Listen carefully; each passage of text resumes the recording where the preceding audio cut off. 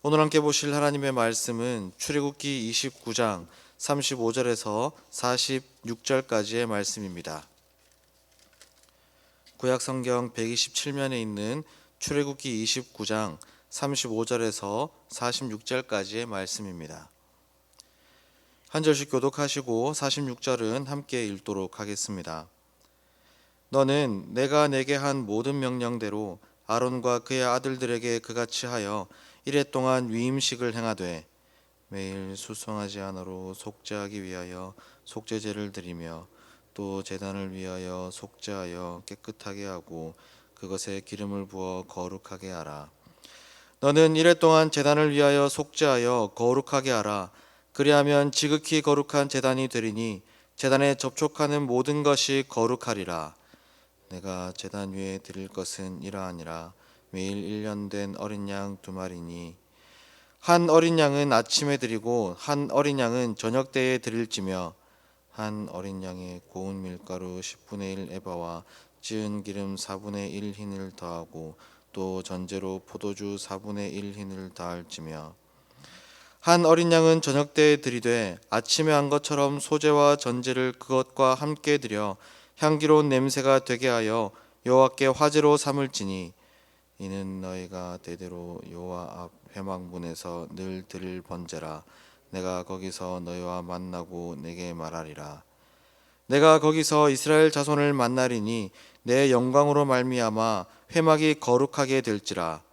내가 그 회막과 제단을 거룩하게 하며 아론과 그의 아들들도 거룩하게 하여 내게 제사장 직분을 행하게 하며 내가 이스라엘 자손 중에 거하여 그들의 하나님이 되리니 그들은 내가 그들의 하나님 여호와로서 그들 중에 거하려고 그들을 애굽 땅에서 인도하여 낸 줄을 알리라.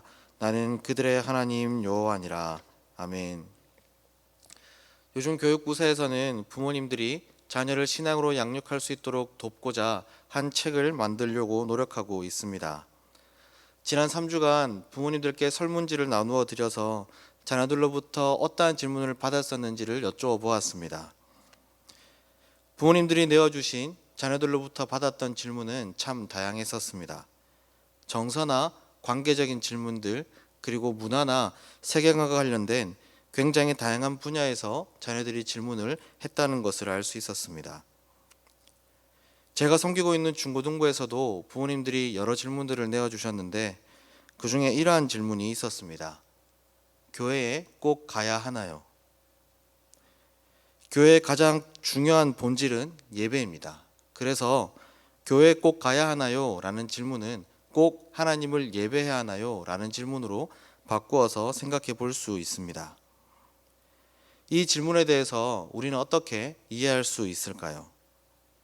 오늘 말씀을 함께 보시면서 하나님을 참되게 예배하시는 복된 인생 되시기를 축복합니다. 오늘 본문은 제사장의 위임식에 대해서 기록합니다. 35절부터 37절까지의 말씀을 보시면 제사장의 위임식이 거행되는 7일 동안 매일 숫송아지 한 마리를 잡아서 속죄제를 하나님께 드려야 했습니다.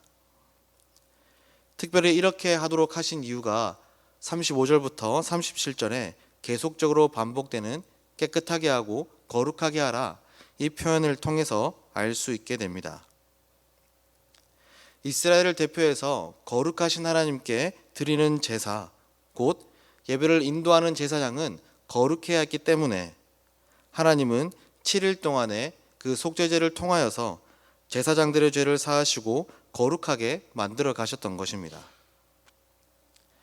38절부터 보시면 7일간의 위임식이 마친 후에 매일 1년 된 어린 양 2마리를 각각 아침과 저녁에 하나님께 번제로 드려야 했습니다.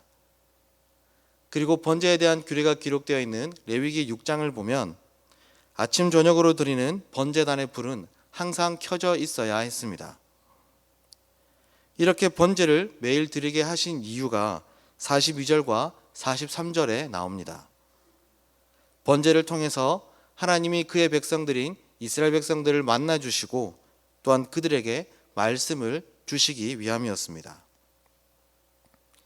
이것을 통해서 번제단 위에 계속해서 불이 켜져 있도록 하신, 다시 말해서 계속해서 번제가 드려지도록 하셨던 이유는 이스라엘 백성들을 계속해서 만나고 싶어 하셨고, 또한 그들에게 계속해서 말씀을 주고 싶어 하셨던 그 하나님의 마음이 정말 컸다는 것을 알게 해줍니다. 이렇게 제사장 위임식에서 이루어졌던 7일간의 속죄제와 또한 매일 드려졌던 번제를 통해서 하나님은 우리에게 예배에 대해서 생각해 볼 수 있도록 해주십니다. 예배는 무엇이었습니까? 사람의 계획과 사람의 노력으로 이루어지는 것이 아니었습니다. 예배는 그의 백성들을 만나고 싶어 하시는, 그리고 그의 백성들에게 말씀을 주고 싶어 하시는 하나님의 마음이 담긴 하나님의 계획이요, 또한 하나님의 인도하심으로 이루어지는 것이었습니다. 우리는 이것을 42절부터 46절의 말씀 가운데 계속적으로 반복되는 한 표현을 통해서 확인할 수 있습니다. 그것은 바로 내가라는 표현입니다. 하나님은 계속해서 내가라는 표현으로 이 제사는 내가 계획하고 내가 인도한다라는 것을 가르쳐 주십니다. 내가 거기서 너희와 만나고 내가 너희에게 말하리라. 내가 거기서 만나고 내 영광으로 회막을 가득 채우리라. 내가 아론과 그의 아들들을 거룩하게 할 것이며 그들이 제사장 직분을 바르게 행하게 하겠다. 내가 이스라엘 자손 중에 거하며 그들의 하나님이 되겠다. 내가 그들의 하나님 여호와로서 그들 중에 거하겠다. 내가 그들의 하나님 여호와다. 예배는 무엇입니까? 전적으로 하나님께서 그의 백성을 위하여 계획하시고 인도하시는 하나님의 주권적인 역사입니다. 즉, 예배의 주권은 하나님께 있는 것입니다. 그런 점에서 꼭 하나님을 예배해야 하나요? 라는 질문은 마치 예배를 계획하고 이루는 주체가 사람에게 있음을 전제한 질문이기 때문에 바른 질문이라고 할 수 없습니다. 예배의 주권은 하나님께 있습니다. 그래서 예배는 선택의 문제가 아닙니다. 예배는 거룩하신 하나님께서 우리를 만나시고 또한 우리에게 능력의 말씀을 주시는 하나님의 주권적인 역사가 이루어지는 하나님의 시간입니다. 그러하기에 예배에 대한 마땅한 우리의 반응은 순종입니다. 그 순종은 싫은데 억지로 하는 강압적인 것이 아닙니다. 하나님은 예배를 통해서 죄로 더러워진 우리를 깨끗게 하여 주시고 또한 거룩한 하나님의 말씀을 담아서 그 말씀을 통하여 역사하시는 성령 하나님의 인도하심으로 하나님을 증거하는 자로 우리를 변화시켜 가시기에 은혜와 축복의 원천인 이 예배를 우리는 감사와 기쁨과 감격으로 순종하게 되는 것입니다. 사랑하는 성도 여러분, 오늘 이 새벽 예배의 시간도 하나님이 계획하시고 하나님이 인도하시는, 우리를 만나주시고 우리에게 말씀을 주시는 하나님의 역사의 자리임을 믿으시기를 주님의 이름으로 축복합니다. 그리고 이 자리에서 우리를 거룩하게 해주시고 말씀을 담아 하나님을 증거하는 그러한 복을 지금도 부어주고 계심을 믿으시기를 소망합니다.